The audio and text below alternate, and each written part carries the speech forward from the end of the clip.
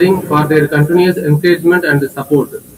This FDP has been organized with the objective of enhancing the knowledge and the research capabilities of faculty members and researchers in the emerging areas of optimization and machine learning for engineering applications. So today we are delighted to welcome our distinguished speaker for today's technical session, Dr. K. Balamurugan, Associate Professor, Department of Mechanical Engineering, SRM, University, Madurai. So we warmly welcome all the faculty members and the participants who have joined this FDP from various institutions. Now it's time for a welcome address. So now I request myself to deliver welcome address over the today's speaker. It is indeed a great honor for us to have with Dr. K. Balamurugan, who is currently Associate Professor, Department of Mechanical Engineering at SRM, University, Madurai, who is currently serving at SRM, Madurai, University, Madurai. So Dr. K. Balamurugan completed his master's degree in production engineering from Tyagaraja College of Engineering, Madurai, and began his professional career with the Tata Consultancy Service in Bangalore. So later he joined Kalasalingam University, where he pursued and completed his doctoral research while contributing as a faculty member. So prior to his current position, Dr. Balamurugan served as a faculty member in the Department of Mechanical Engineering at Vignan Foundation for Science, Technology and Research, deemed to be university, where he significantly contributed to teaching, research and institutional development. So Dr. K. Balamurugan has received several recognitions for his academic and research excellence, including the Best Researcher Award and the Faculty Award for the year 2020-2021. So notably, he has also been listed among top 2% scientists in the world by Stanford University, which is a remarkable recognition of his research impact. So he is an active member of several professional bodies, including Indian Society for Technical Education and the Powder Metallurgy Association of India and International Economics Development and Research Center. In addition, he contributes to the academic community as an editorial board member of journals such as International Journal of Material Science and Applications and Ceramic Science and Engineering. Throughout his academic career, Dr. K. Balamurugan has held numerous leadership and administrative roles, including Research and Development Cell in charge, SRM Innovation and Incubation Center in charge, Associate Dean of IQAC, Research and Consultancy Coordinator, and Coordinator for National Accreditation Frameworks such as AQAR, AISHE, and NIRF.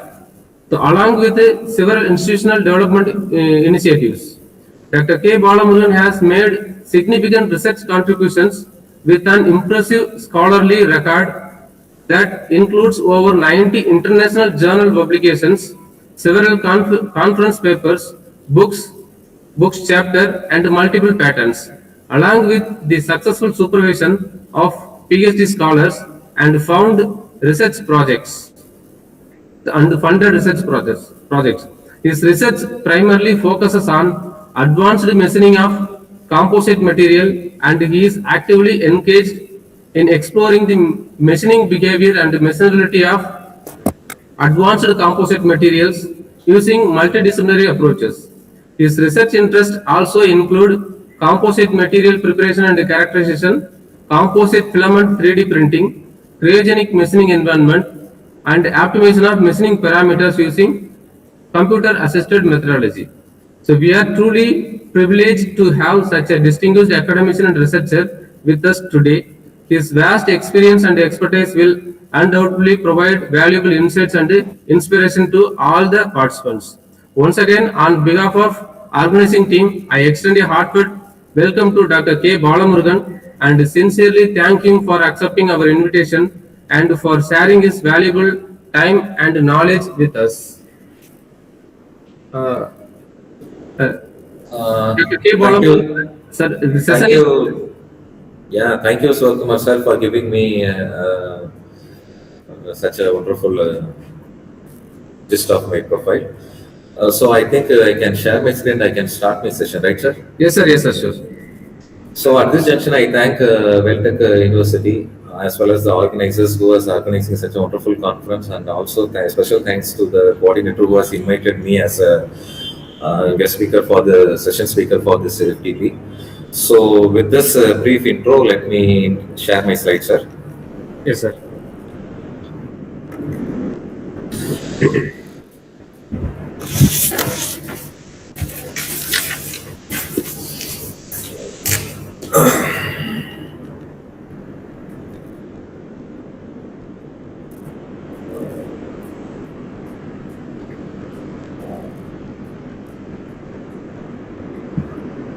Sir, is it visible, sir? Yes, sir. It is visible to everyone, sir. In slide mode view, it is visible, right, sir? Yes, sir. Yeah. Slide mode is not visible, sir. Actually, Slide mode is not presentation only visible, sir. Let me. Yes, sir. Yes, sir. Now it's visible. Now it's good, right, sir? Yes, sir. Yes, sir. So let me switch off my camera so that it will be comfortable. Sure, sir. Sure, sir. Because I will have some network issue also. Okay, okay, sir. Right, sir. Thank you. Okay, sir. So, a very good morning to all the faculty members, research scholars, and the participant who is in need of privilege to deliver this session under the topic optimization driving machine learning for engineering application, which is falls under the subheading of from the classical theory to the intelligent autonomous system. When we design machine learning, artificial intelligence, or either deep learning, our conversation often revolve around data, algorithm, neural networks, and the computing power. However, at the very core of this intelligent system lies in the mathematical engine, which we used to call it as optimization. So with this brief, just let me go to the next slide.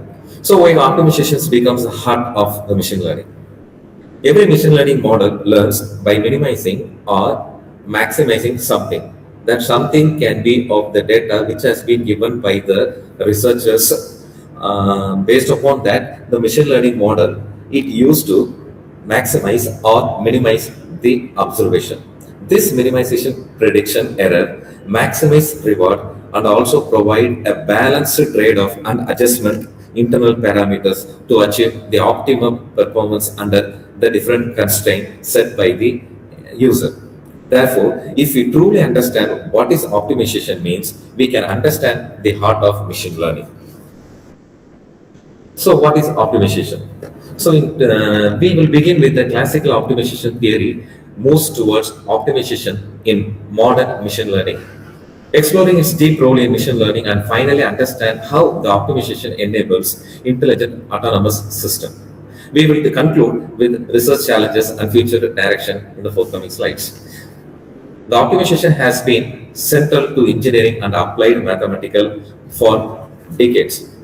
Long before artificial intelligence comes to play, the engineers used to solve optimization problem through a structured design, power system, production planning, or control engineering practices. The fundamental idea is always been the same, achieving the best possible performance within the given constraint, either in the classical approach or in today's modern trend artificial intelligence or machine learning approach.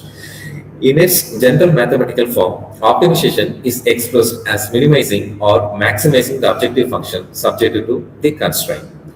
The objective function represents what we aim to optimize, such as the cost, time, energy, efficiency, or the errors.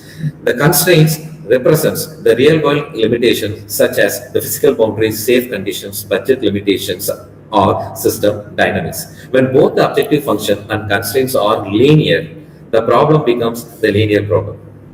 So linear problem has been widely applied in the engineering planning, logistics, and operational research because it provides guaranteed global solution as well as established algorithms such as simplex method and interior point method. So now, if I move to this classical optimization foundation, some of the linear programming I have discussed over in this slide. To solve the constraint problem, these mathematical tools such as the Lagrangian multiplier or in simple KKT we used to call it as the Kush-Kun-Tucker KKT conditions are used. This provides necessary condition for optimality and form theoretically backbone for many optimization algorithms. Even though the modern deep learning problems are often non-convex in shape, their mathematical foundation are still connected to this classical principle. Wherever we go, even if we take any latest trend of AI, any machine learning algorithms, it always falls under the basic foundation, that is the mathematical foundations. So when I want to talk about something about the convex and the convex and the non-convex type of optimization, the most important class of the problem is falls under this convex optimization. In convex optimization, the objective function and the feasibility region satisfy the convectional properties.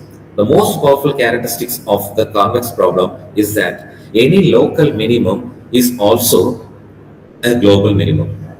And this property gives a strong theoretical guarantee and predict converged behavior. Much of the earlier machining relied heavily on convex optimization precisely because of these guarantees. So convex shape is found to be the convex type of optimization is found to be more feasible when compared to the convex type.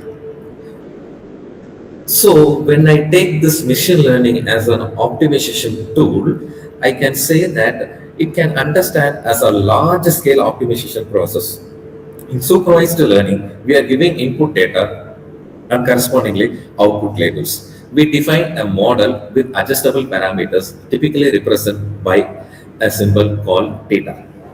The model generates prediction based on these parameters, and we measure how far this prediction deviate from the actual output using the loss functions. So by this means, we could be able to get some of the optimization resolution for the given problem through the machine learning process. So if I want to talk about the loss functions in machine learning, the objective of the training is to find a parameter value that minimizes its loss function. In regression problem, most of you might be knowing about the regression. In regression problem, the commonly used loss is mean square error, while penalizing large deviation heavily. In classification problems, the cross entropy loss measures the difference between the predictor probabilities and the true labels. If we go to this SVM, the support vector mission, uses hinge loss to maximize the classification margin. Although these losses function differ in formulation, they all serve for the same purpose, converting learning into the optimization problem. In theory, we aim to minimize the expected loss over the entire data distribution. However, since the true distribution is unknown, we minimize the loss over the available data sets. The principle is known as empirical risk minimization.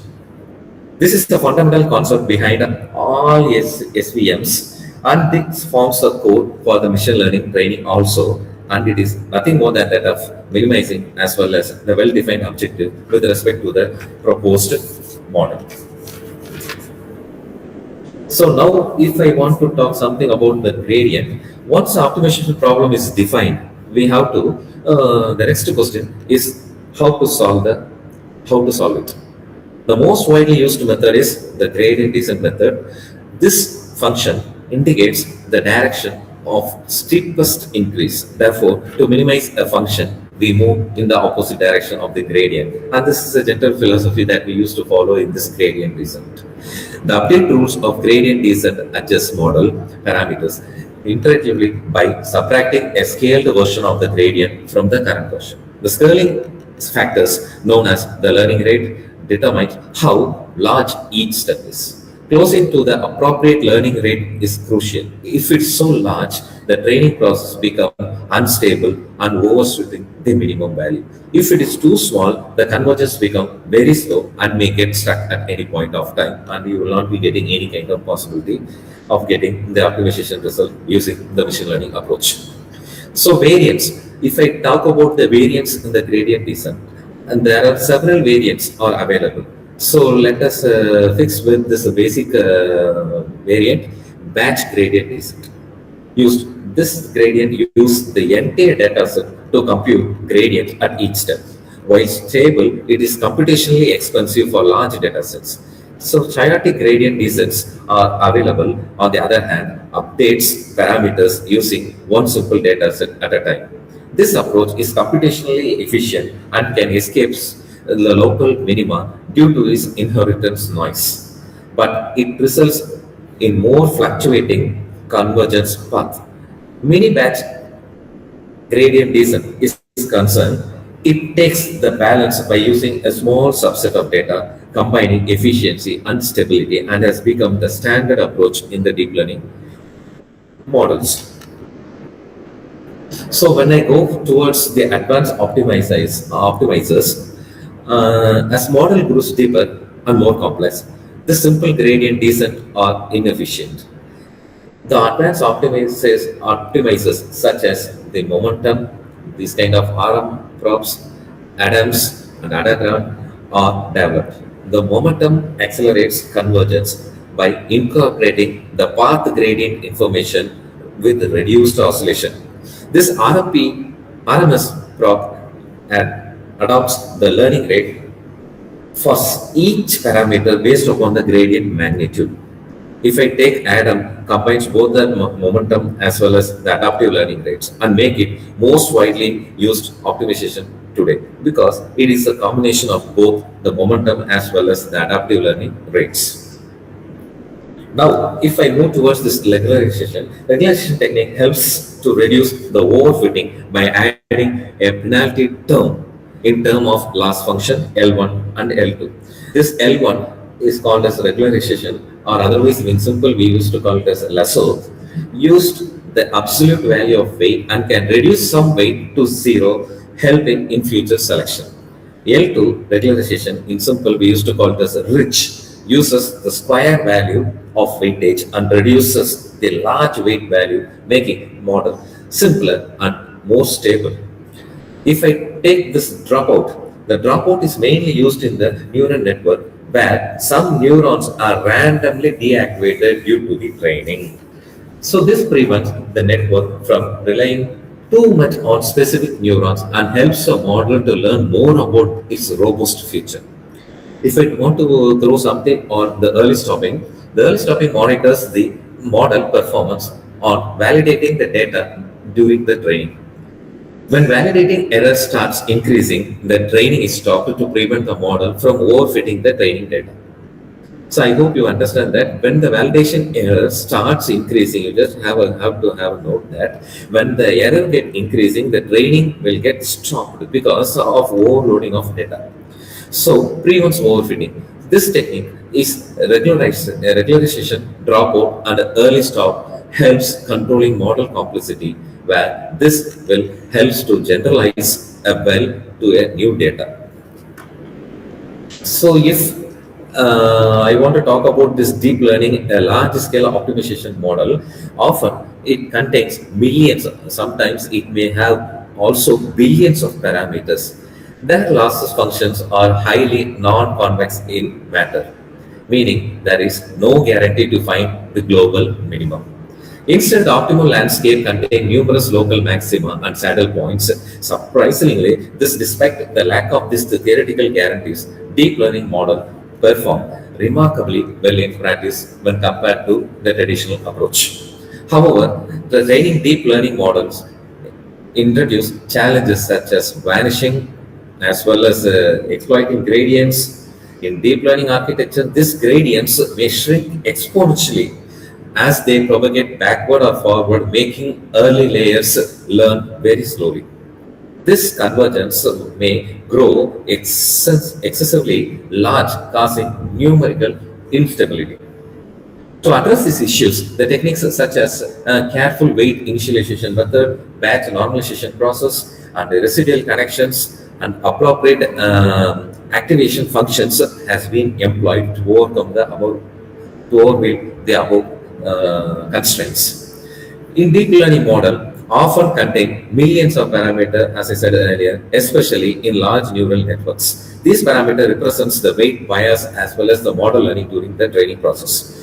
A large number of parameters allow deep learning model to capture very complex data such as images, speech, as well as the natural languages. To train these parameters, Generally, the neural network has been used as a backpropagation algorithm. So backpropagation algorithm, how it works? It works by calculating the error between the predicted output and the actual output. Okay, this predict the projection of this error backward through the network, and during this process, every time the model used to update itself in the optimization techniques using the aid of gradient descent or gradually improving its prediction. However, in very deep neural network, there are certain challenges which cannot be avoided even through the current advanced tool also was the vanishing the degraded and exploring the gradient. The vanishing degraded problem often occurs extremely small condition when they move backward towards the network, causing the earlier layer to learn very slowly. On the other hand, exploiting gradient problem happens when the gradient become extensively large, leading to unstable updates and make the training process extremely difficult. So these challenges highlights the need of improvement of architecture and the training techniques in deep learning to ensure the stability and the effective learning process. Thus, deep learning can be viewed as one of the most engineering discipline focused on the large scale, non-convex type of optimization problems. So when I come to talk about something about the local point, saddle point or flat versus a sharp minima, during the general training process of machine learning, either it may be a machine learning or deep learning models, the optimization process will try to minimize its minimum function. However, the process faces several challenges related to the shape of the landscape, and that's what I have taken that as a major consideration in this presentation. One such challenge is the local maxima. The local maxima is a point. Let me give a simple gist about the local maxima. Local maxima is a point where the loss value is lower than its surrounding points, but not necessarily the lowest possible value on the entire space. When the optimization algorithm gets tapped with the local minimum, the model may stop improving further and may not yield a proper optimization observations. If I take off the saddle points, the saddle point is a gradient becomes zero. When it occurs, when the gradient becomes zero, but it is not for true minimum case. In some direction, total loss, while in other direction, it may decrease also. In some cases, it may increase also. In high dimensional deep learning problems, the saddle points occur more frequently than the local maximuma and can slow down the training process. If I want to have a comparative study with the flat versus sharp maxima, the flat minimum represents a regional where small changes in the model parameter do not significantly affect the values, whereas in sharp, the steep losses in the landscape changes can cause increased loss, often leading to the poor generalization.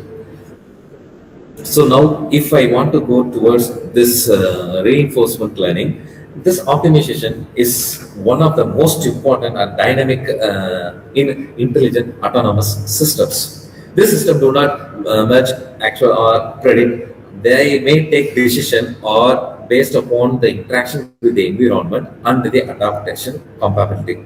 In reinforcement learning, the agent interacts with the environment and aims to maximize the cumulative reward what it can able to get based upon the optimization observations. Instead of minimum prediction error, the objective becomes a maximum expected and have a long-term return. This policy degrade method transforms this sequence decision problem into an optimization problem where the guarantees are used to improve the policy. So this maximum expected reward is based upon the total input we are giving to the agent and the mechanism how it learns from this world. So when I come to this MPC, model predictive control, it is one of the powerful example for this reinforcement learning. And in this approach, at every time step, the system solves the optimization problem to determine the optimal control conditions while considering the dynamic and constraints. Only the first control is implemented and the process repeat at the next step. This creates a real-time optimization loop embedded within the control systems. In industrial application, this multiple objective may be optimized simultaneously. For example, improving the efficiency and may increase the computational cost as well. This could also increase the speed and may reduce the safety margin. Multi-objective optimization addresses this computation increase in the computational cost and increase in the speed, which causes one of the trade-off problems, and it can be solved through the Pareto optimization solution, where the improvement is one objective cannot occur without sacrificing the other, because it's well known that in order to get a better optimal solution, we have to put up some of the constraints which may really feel, which the researchers may really feel that it may be have an impact on the system. But without that proper assumptions, it is not practically possible to get a feasibility or optimal solutions using any ML techniques. So when I go towards this multi-objective optimization, this accuracy and the latency, energy versus performance, this Pareto optimality becomes one of the most important and crucial topic. In machine learning and optimization, we often faces situations where multiple objectives may be balanced simultaneously. Improving the one objective may negatively affect, which leads to the trade-off. One common trade-off is the accuracy and the latency. So higher accuracy models usually involve complex architectures and a large computational, which may increase the time required to generate the prediction. However, in real-time application, such autonomous systems or online services, low latency becomes one of the crucial and a very important component, so that a slightly less accurate performance may increase the model higher possibility rate. On the other hand, of trade-off is the energy versus the in performance. The high performance model requires significantly computational power, which leads to high energy consumption. In environment like mobile device, edge computing, or if we take off the embedded systems, energy efficiency becomes very critical, and therefore this model must be designed to deliver good performance while consuming the minimum energy. To handle such kind of trade-offs, we often we go towards this kind of Pareto optimality, a solution which is considered to be the optimum if it is impossible to improve one objective without worsening the other. Whereas in the previous slide, we have seen that by compromising something, we are able to get the output. Whereas this Pareto optimality, without compromising, it could be able to get some kind of the output, optimal solutions, allowing the decision makers to choose the most suitable balance between the given competitive objectives. So distributed objective. So when we talk about this distributed objectives, the modern system often rely on distributed learning approach. These methods allow the training to be performed across multiple devices or machines, improving the efficiency as well as the scalability. One important technique is the distributed chaotic gradient descent or distributed SGD. So in this approach, the training data will be divided into multiple computational nodes. And each node, the computer gradient uses its portion of the data, and these gradients are then combined to update the global model.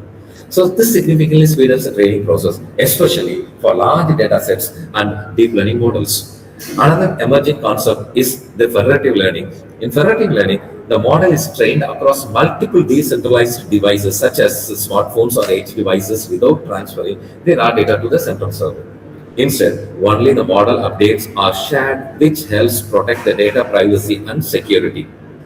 While still enabling the collaborative learning, finally, we can talk about the edge AI systems as well in the machine learning capability, which directly to the edge services such as the sensors, cameras, or even the embedded systems. Instead of sending the data to the cloud, this process happens locally within the device, and this reduces the latency and thereby improving the decision-making time and lowers the network bandwidth as well. So when I go towards this industrial type of applications, so generally this kind of predictive maintenance optimization, process optimization, energy management, quality control, all are being extensively used through this kind of learning techniques, machine learning techniques. This machine learning actually plays a very significant as well as an effective role in taking some of the decision, and that's why it plays the most important, it finds the most important applications in the industrial sectors. So here, if I take one of the key application of this is can be of predictive maintenance. So in this approach, the machine learning model analyzes the sensor data and equipment behavior to predict the potential before failure before it happens. So this helps the industry people to come up with a scheduled maintenance, which can be either prior or just before the breakdown of the machine, as of predictive maintenance is concerned, which could reduce the unexpected downtime and can also increase the lifespan of the machines. All these kind of informations are generally taken through the end devices like sensors.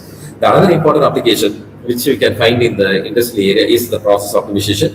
In this process optimization, the machine learning techniques analyzes the optimal data to identify the inefficiency in the production process.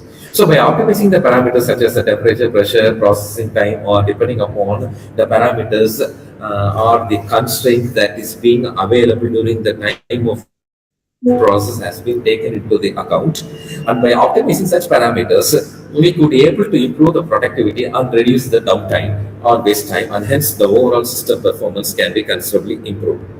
If I take of energy management into consideration, it is one of the critical area in the machine learning where it has been find wide applications. By analyzing the energy consumption patterns, these models can be used to save the electricity and it can improve the resources.